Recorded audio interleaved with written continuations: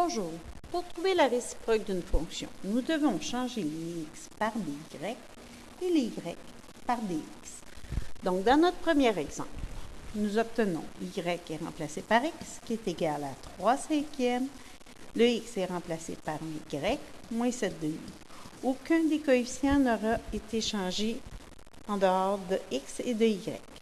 Alors, maintenant, nous devons isoler le nouveau y. Donc, pour le faire, nous allons mettre tout le monde sur le même dénominateur, sur 10.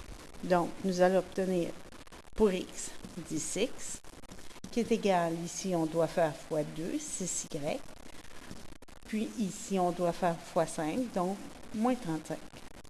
Tout le monde étant sur 10, le dénominateur, on peut l'éliminer.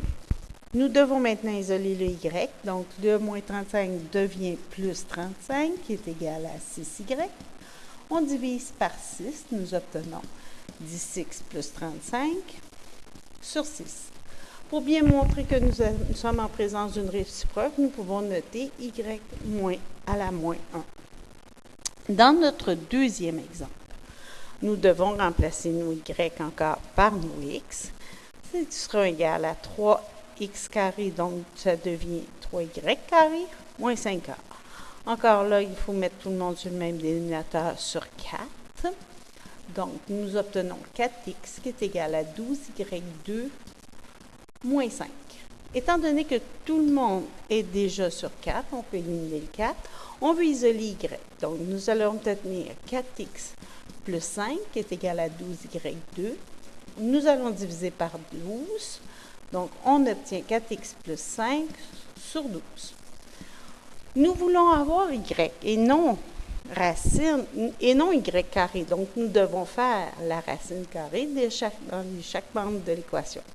Alors, si on se rappelle la définition de la racine carrée, nous devons utiliser les valeurs absolues pour être sûr que notre expression est positive.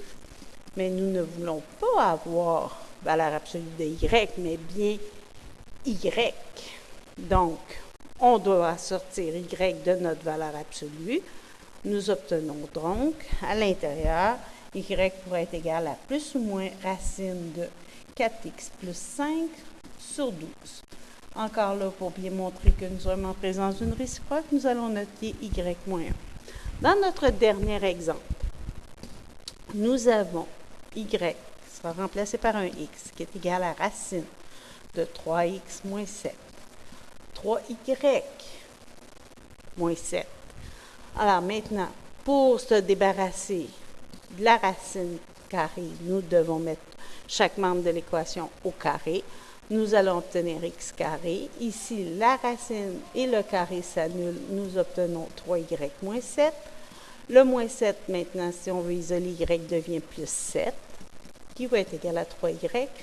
On divise par 3 pour obtenir x carré plus 7 sur 3. Puis on notera encore une fois y à la moins 1. Alors, j'espère que ces petits exemples vous auront aidé. Bonsoir.